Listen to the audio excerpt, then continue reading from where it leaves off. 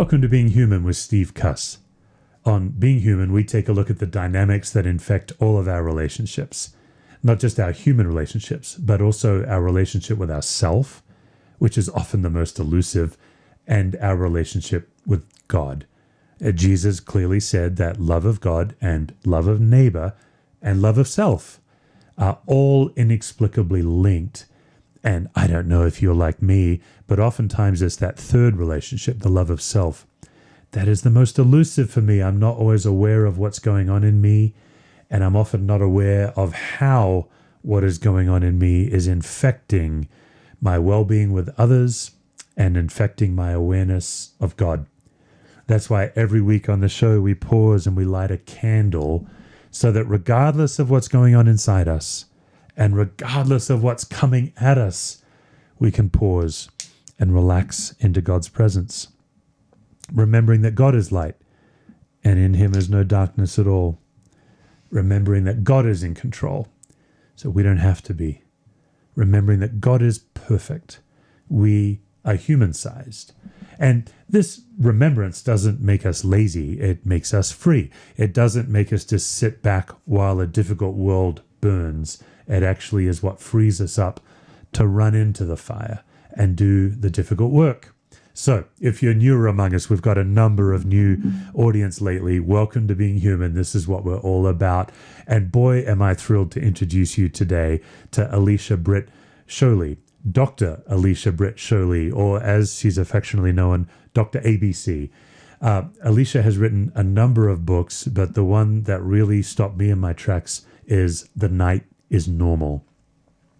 Back in my long dead youth, when I was a hospital chaplain and I was dealing with more pain and suffering than my nervous system could manage, than my young age could manage, I was spinning into doubt, and I was feeling both like alone and honestly afraid because I was studying for the ministry and I didn't think it was very good for my occupation that I had such plaguing doubt.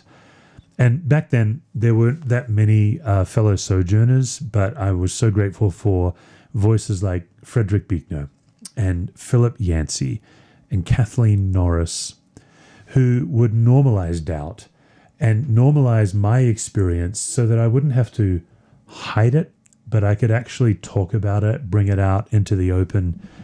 I think that's what Alicia's doing for us today. With the night being normal, Alicia is not just normalizing difficult times, dark night of the soul, disillusionment, deconstruction, doubt, all of this, but she's going way beyond normalizing to showing us how to find God in the midst of those situations. You know, Alicia's one of those really gifted storytellers, and I just so enjoyed the way she would help us with metaphor in this interview. I still look back so fondly on this conversation with Alicia. I think you're going to love it as well. Here's our conversation. Okay, Alicia, so you grew up atheist, and I'm partly laughing because this is the third time in a row I've asked you the same question as we've navigated tech issues. But I am fascinated because most people I know who are atheists make that choice. It's not something they fall into. It's not really a default. And I wonder what made you make that choice. Yes. I think that what was sacred in my home was the freedom to ask questions. My dad encouraged me continually to think out loud, to ask questions, and nothing shamed him or shocked him or shut him down. And in that way, he was really an excellent example of God. But it was questions, and some that were unanswered and some that were just plain old unanswerable, that led me to a very calm conclusion, Steve. I wasn't angry. I wasn't hurt. I wasn't disillusioned. I wasn't disappointed. I came to this very calm conclusion that God was a creation of humankind to stuff in the gaps and to calm their fears. For myself, I considered myself a fierce realist, and I would rather live with unanswered questions than to fill those questions with what I consider to be fairy tales. Just considered myself a realist.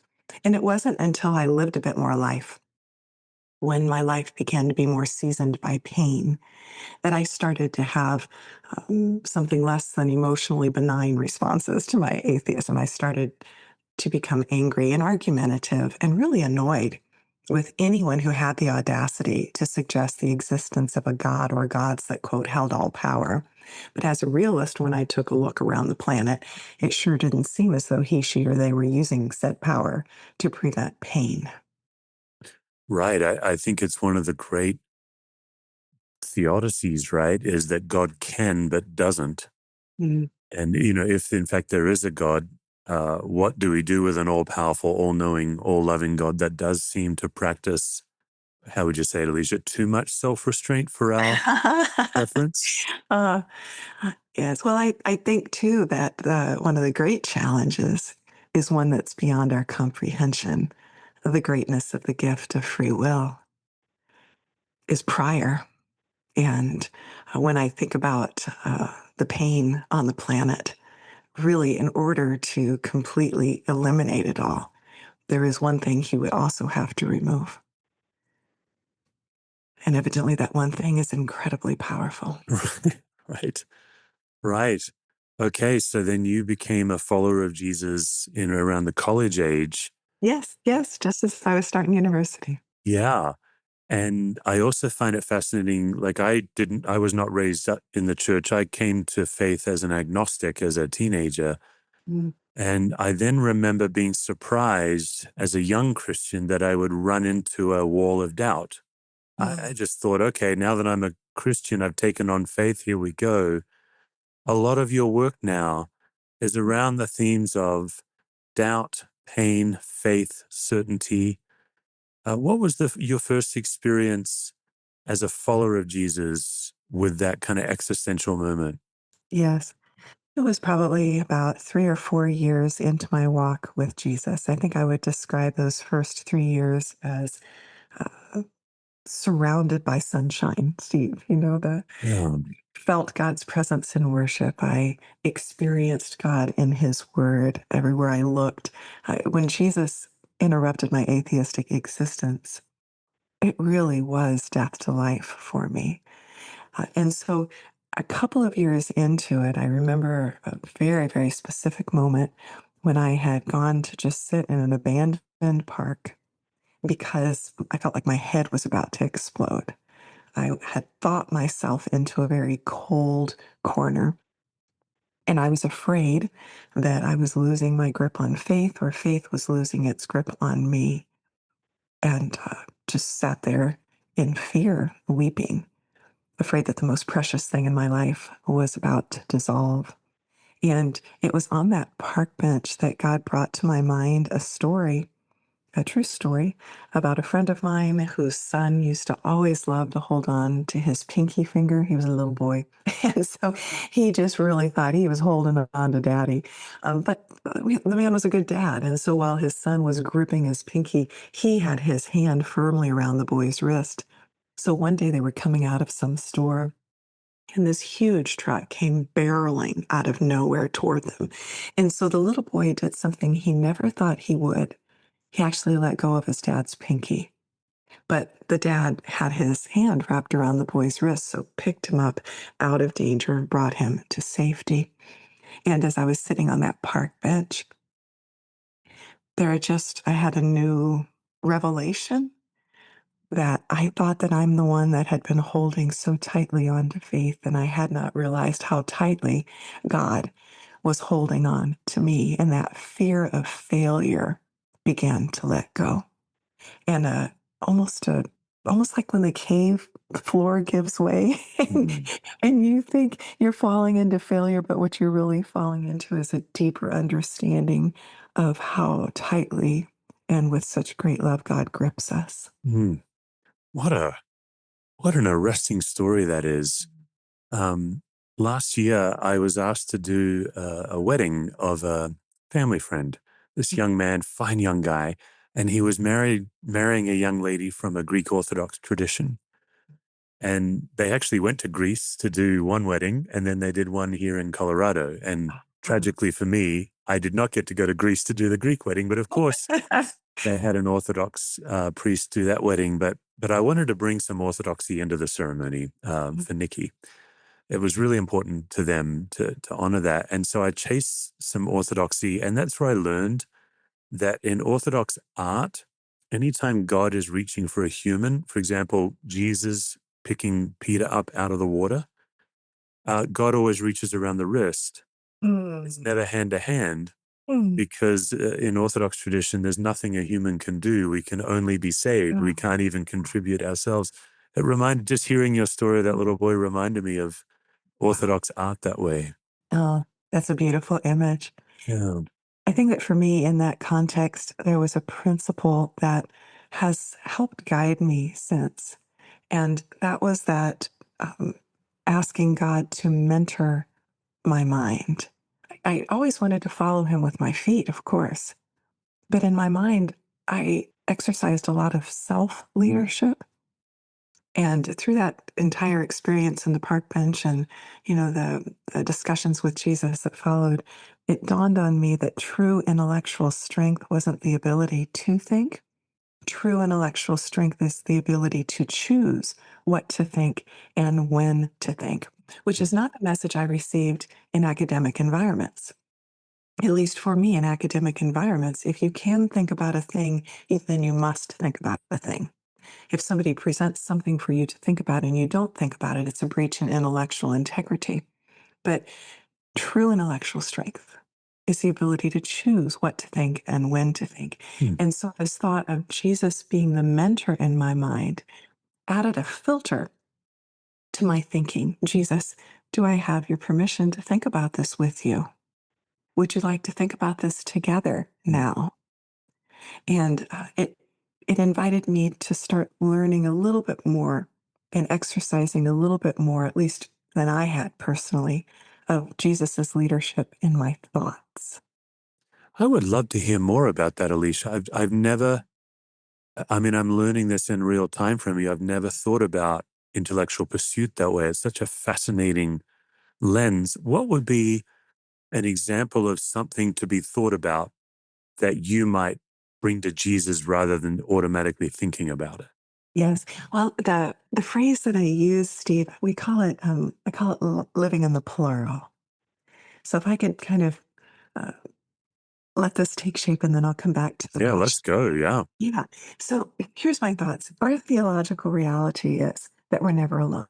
We believe this. We know this. God has mysteriously made his home in us. He is with us. He will never leave us. He will never forsake us. He is with us to the very end of the age. So our theological reality is that we are never alone. God is with us, which means that faith is a duet. It's not a solo.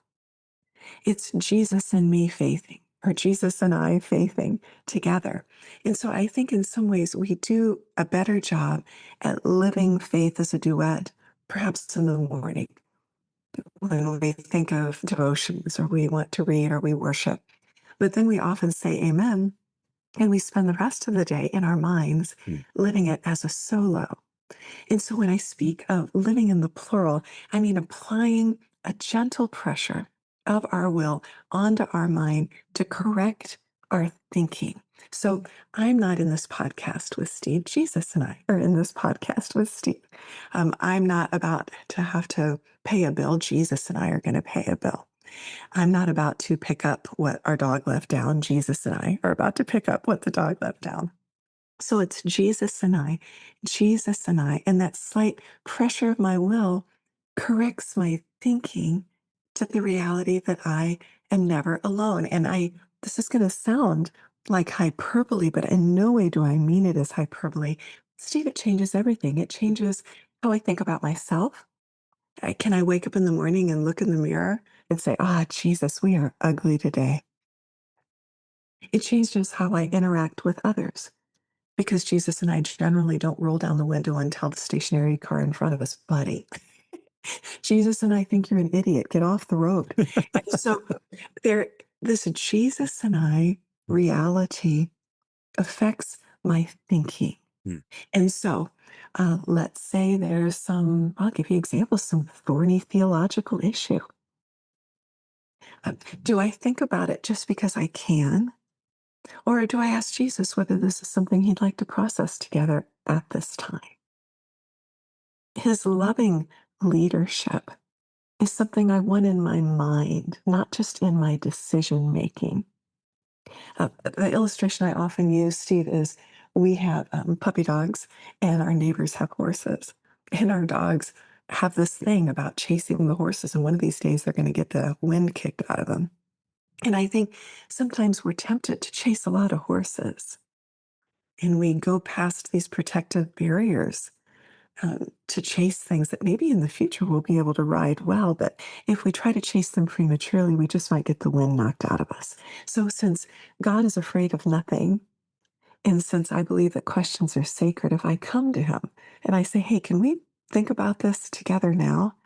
And I have that sense of, let's pause, daughter. Let's pause for another time when you're more rested, when you get past this season. Perhaps when you have more experience under your belt, I think I can trust his leadership to lead me even in my thoughts.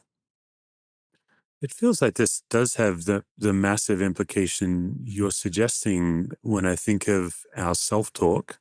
Yes. Uh, when Jesus says the greatest command is love God, love your neighbor, which I think we do that, but then that pesky amendment that he adds, love yourself. And Yes. Yes. there's that. But there's also like, wouldn't it be amazing if every time we logged onto social media, there's Alicia just giving us a little 30-second reminder that whatever you're going to comment, it's me and Jesus commenting. That's right. You and Jesus do it together. That would be helpful Oh, nowadays. that would be a day. Yes, Yeah. yes, yes. Because going back to this beautiful example is that Matthew 22. Love the Lord your God with all your heart, your mind, your soul, your strength. And the second is like it, love your neighbor as yourself, which sets kind of a high bar for loving ourselves. Um, but when you think about it in terms of Jesus and I, loving ourselves is not a spiritualized form of narcissism. Yeah, loving ourselves is a choice to agree with Jesus about what he says about Yeah. us. Yeah. This is an issue of agreement. God says that he has forgiven me, therefore I am forgiven. God says that he loves me, therefore I am loved and lovable. It's a matter of agreement, and I really do not want to willfully live in disagreement with Jesus, Right. which has to affect my self-concept. One of the lessons I've learned from my wife, Lisa, is that we have head beliefs and body beliefs. Mhm. As a trauma therapist, she does a lot of work with how people hold their story in their body. And Lisa says, if your head beliefs and your body beliefs are different, your body wins every time. It's never a close contest. And so faith becomes letting my body relax into what I hope is true about God.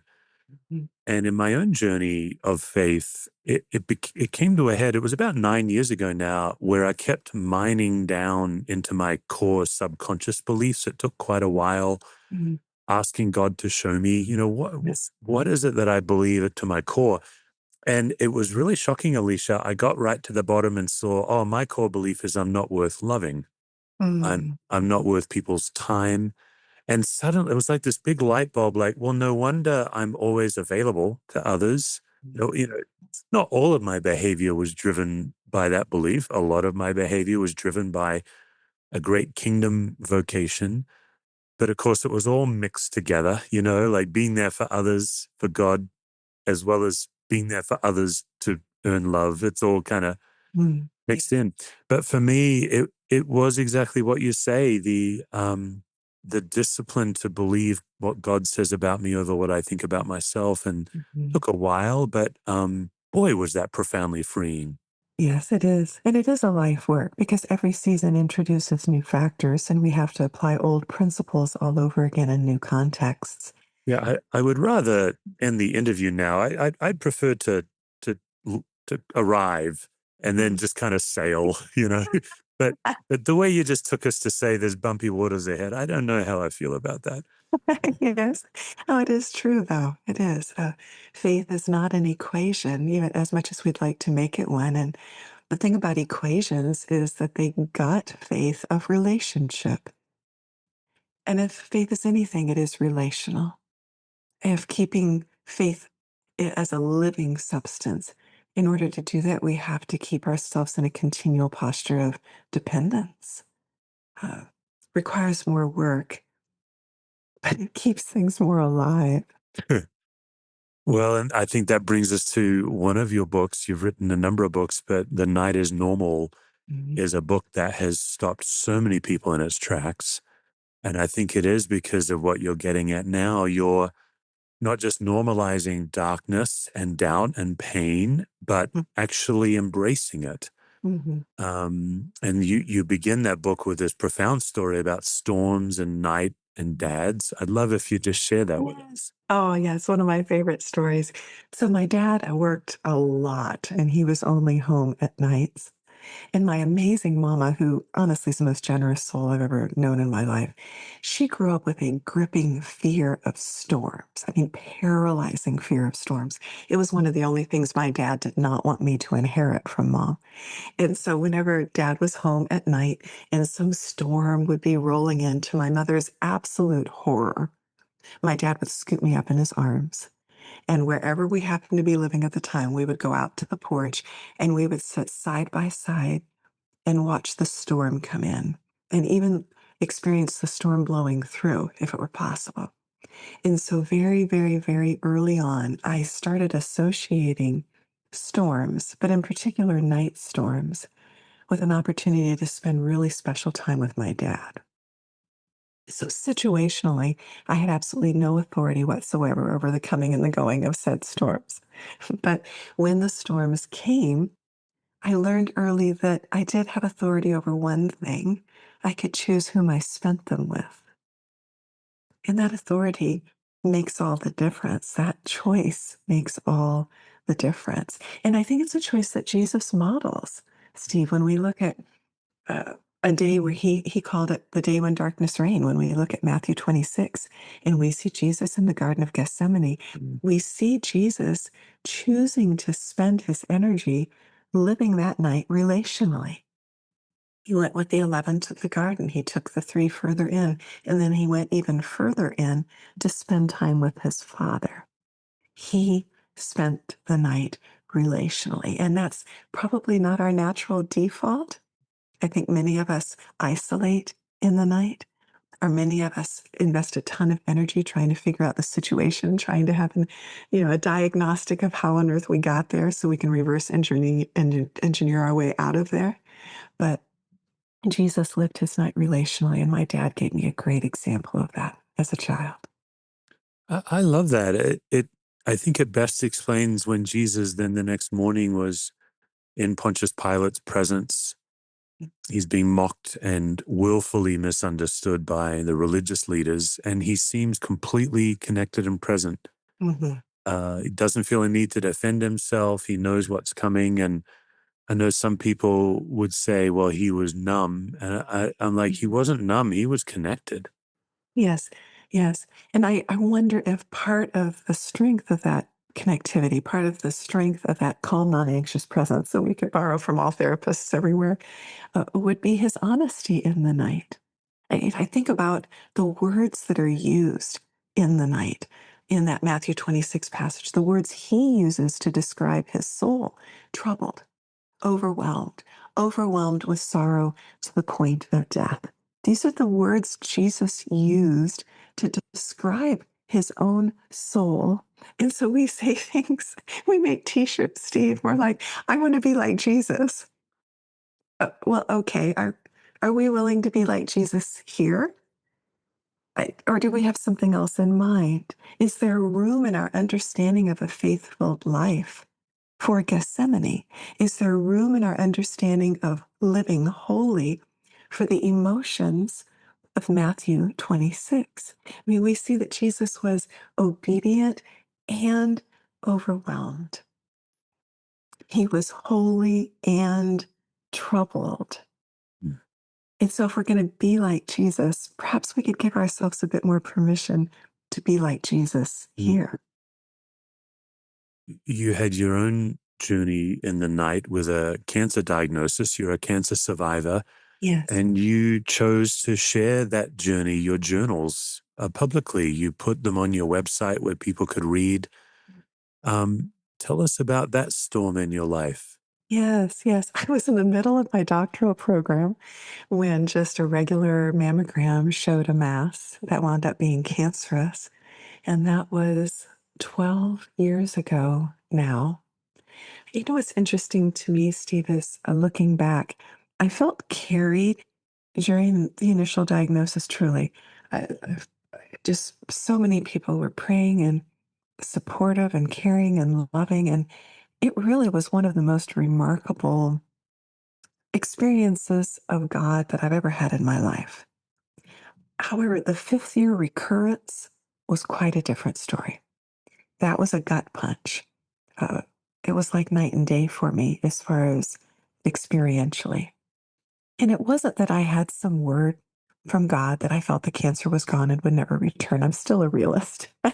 um, but I had this peace going into my fifth year scan.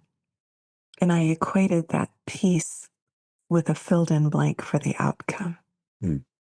And it took around a year of wrestling with the Lord to think about what peace really is and what peace really means for me.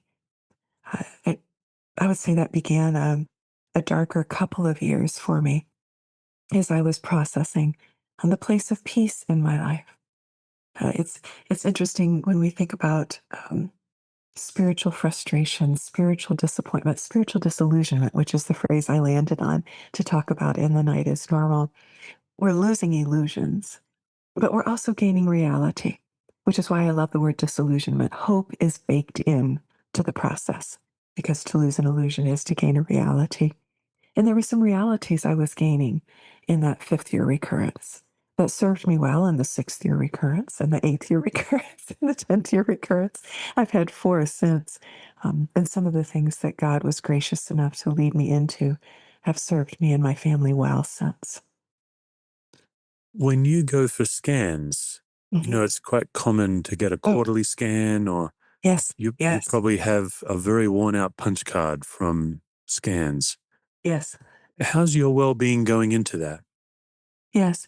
Um, it has, uh, it has been uneven. Yeah. Um, I remember when I would go in for my first follow-ups, which were every 6 months initially, and I would sit there in the waiting room with these women who were much further along in their journey than mine. And they would talk about scanxiety, about just the fact of having a scan, uh, the anxiety that it produced, because one report can change everything. One, one radiologist reading can change the course of a family's foreseeable future. And that's real. I remember, even today, 12 years into it now, Steve, um, there is a different shade of blue that I feel. And I'll, a couple of days as I'm heading in, I'll be like, wow, I feel bluer. I'll scans around the corner. And to be able to, as Jesus was in Gethsemane, be honest about those less than postable emotions.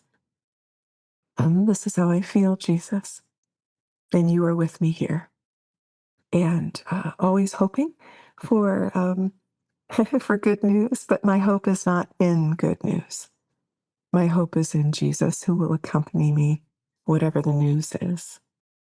Yeah, it's profound to hear you talk about, I'm using my words on this, Alicia, but the way I heard you was dying to the outcome Mm, of the scan or of tomorrow, or whatever that is. It's fascinating to me that the tools you were given from your beloved family that led you into atheism are similar to mm. the tools that are helping you forge your faith in Jesus. Yes, yes. Yes, the power of emotional honesty. The passion for concrete reality, to wipe away all illusion so that you are left with what's true. That's a remarkable quest. Mm, yes. I'm very, very grateful for the building blocks that my parents gave me, even though they couldn't give me faith. Um, Boy, the things they gave me didn't go to waste at all. Yeah, and the way you and the Lord have have forged them in your faith is, I think it's probably part of what makes your own public work unique. Alicia, as you know, in this part of our Being Human season, we're looking at reactivity, and we're reminding our audience of a couple of things. Number one, that reactivity is the only kind of anxiety that's contagious. We catch it and spread it to each other. And that reactivity tends to put us, rather than keeping us human-sized, which is where we are able to be connected, be aware of God, it tends to kick us into bigger than human or smaller than human. And you can see this in people where they amp up or shut down and everything in between. You know, you are a mom of special needs. That doesn't automatically mean that you're familiar with reactivity, but I assume it probably does. Yes. And I'd love to hear what you've learned about reactivity and assumptions and how you might help us in that quest. Yes, yes. Oh, well, I'm so grateful for the many, many voices that have helped me along the way. We do have special needs in our family. All of our children are ours, the miracle of adoption. So we have autism, cocaine exposure, meth exposure, alcohol exposure. And so it has been quite a ride the last 28 years. You know, moving into faith, Steve, I was a person who was very confident. I'm going to use the word arrogant in my assumption making. I think that, you know, God's gifts are irrevocable, yes. And so even as a young person, even as an atheist, I read people, you know, I would walk into a room, I was very attuned to people's hearts, and I felt like there was some level of discernment. And anyway, so as a young woman, I came to the conclusion that most of the time I pretty well knew why people were doing things, perhaps more than they knew. And so Jesus interrupts my atheistic existence. And immediately, one of the things he begins working on is my arrogance in assumption making. So kind to start that early. But perhaps one of the greatest gifts that he gave me, both for my tendency to be reactive and my tendency to make assumptions, was special needs children.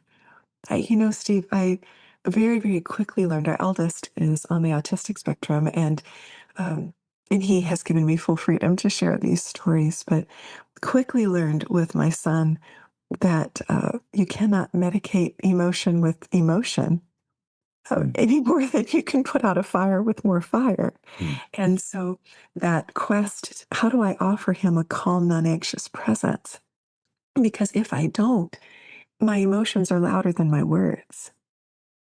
So there was this three-step process that Jesus gave me early on to address both my reactivity and my assumption making. And if we've got the time, I'd love to tell the story. I'd love to hear it. So we had many, many, many, many, many meltdowns a day in our family, and really couldn't go much of anywhere. But when our eldest was having a good day, it gave us the opportunity to perhaps take a date, definitely not as a reward, but as a reality, because he didn't have control over those things. So I remember there was this one day when he was just so regulated. Whatever the factors were, he was super regulated. So we hopped in the car and we went on a date. He was around 8 or 9 years old. And we went to this amazing second time around thrift store warehouse, 3-story, dust everywhere. It was just absolutely fantastic. So we're walking in, Steve, and you have to picture this huge entryway with the exit, you know, a wood checkout counter right there. So we walk in, and my son, who's, you know, we're hand in hand, immediately cranes his neck and he looks up. And so I look up as well. It's a security camera, of course. So his obsessions at the time were fire alarms, security systems, and how toilets flushed. He knew more about these things than I think most people on the planet. So I'm looking and I think, of course, he's fascinated with that. We have this wonderful date together. We had so much fun. And so now you have to reverse the image. It's checkout. We're in this line and we're at the checkout counter. Whatever I bought was super small because it's in one hand. Jonathan is having such a regulated day that he is actually an arm's length away where I can, you know, grab him if needed. I can see him out of my peripheral vision. And I can tell that his neck is craned again. And I'm like, of course, he's looking at the security camera. So I'm checking out and I just look at him and I do this double take because Steve, he's looking at the security camera with his third finger, bold as day, up in the air, the camera in front of everybody. So let me back up. The 3 steps that God has given me personally are number 1, when I'm tempted to reactivity or I'm tempted to assumption making, and the two are so closely related, as we know, I have to stop and ask myself, what do I know to be true? What are the facts? Absolutely indisputable. What are the facts? Secondly, based on those facts and those facts alone, what am I going to do?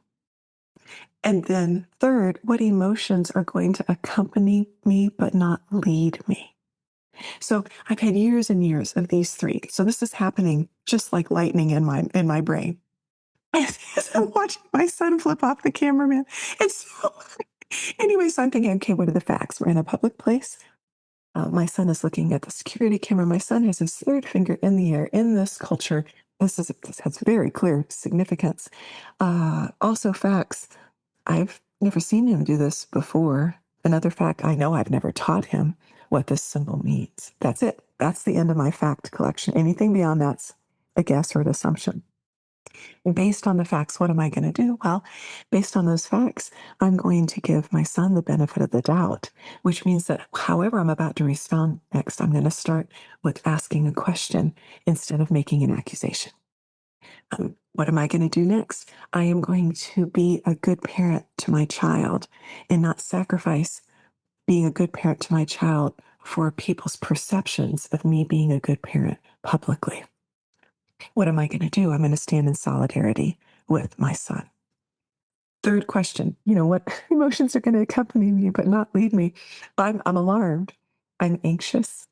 I'm nervous. I feel like my son's being judged. I feel like I'm being judged. I'm grieved because I'm so tired of people misunderstanding him. I'm grieved because this is part of the longer story as well, that I know that he is going to be misunderstood for many decades to come. These are my emotions. They're coming with me. They're not leading me. So I'm not going to write a parenting book, Steve. But here's what I did. I turned around. I calmly walked. Now we're talking no eye contact at all with the line, right? They are not in this story. So I stand shoulder to shoulder with my son, who's still flipping off the cameraman. And I just say, after a couple of seconds of just standing there, hey, buddy, what you doing? Jonathan says the last thing in the world that I would ever expect. He says, Mom, I'm showing the camera guy my cool Band-Aid. True story. He'd gotten a cut. I doctored it with something spectacular. Blues Clues, JJ the jet plane. All he was doing was showing the camera guy his Band-Aid. And I thought, thank you, Jesus. I could have never guessed that in a million years. Right. You would not have gotten there. And so I just stood beside him for a couple more seconds and then said, do you think he's gotten a good enough look? And he said, I think so. I said, you ready to go, bud? He said, yeah. And then we quietly left. And then a couple of weeks later, we talked about it. But I'd found that my reactivity and my assumption making may get results, but all he learns is that somehow he's responsible for my emotions, which is not a healthy thing for any child to carry. So that 3-step process has helped me in both of those regards, kind of toning down my reactivity and also toning down my arrogance and assumption making because I'm almost always wrong in the why. You are a doctor married to a doctor. You went to George Fox University, which probably means that you've sat through a Leonard Sweet sermon Yes, or indeed. lecture. You have no doubt seen a possum in the Ozarks where you live, but you have not yet successfully endured the being human gauntlet of anxiety. So without further ado, Thank you. here we go. First question, what is one thing that you think you need in the moment that you don't actually need? Yes. I think I need my children to be gratefully content as adults. Okay. But I do not actually need that. Yes. Yeah. What's one way that you treat others that if you treated yourself the same way, your life would be better? Oh, great question. I I always ask others to never sacrifice their health to serve me.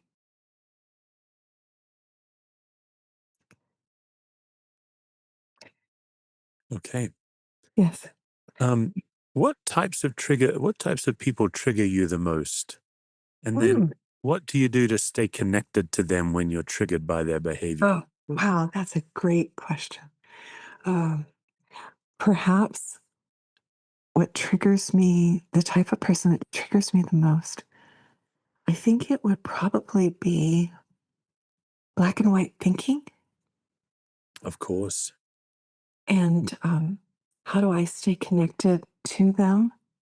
I position myself as a learner because theologically, I believe that every single person is created in the image of God. They bear his fingerprints. I have something to learn from them.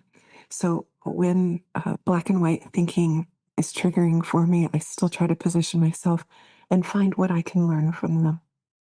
Okay. Alicia, what's one of your favorite things about yourself? Oh, my favorite things about myself. Um,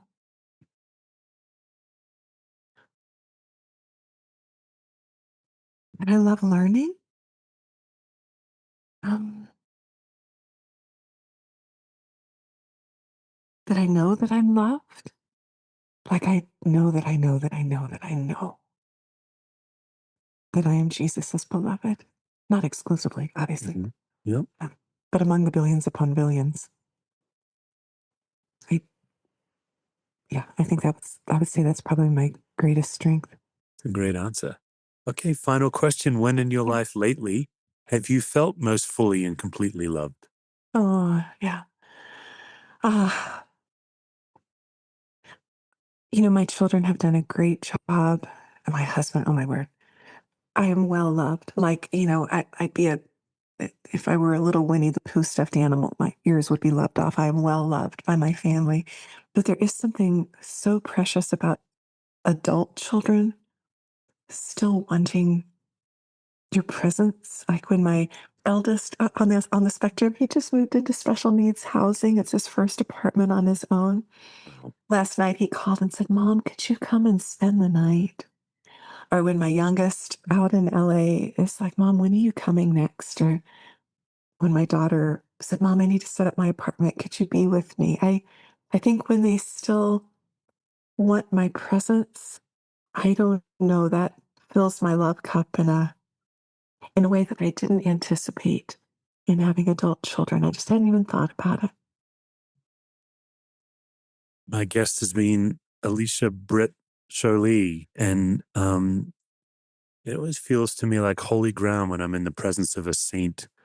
And I think it's hard to define a saint, but one definition would be somebody who's been through the storm and whose faith is deepened by it.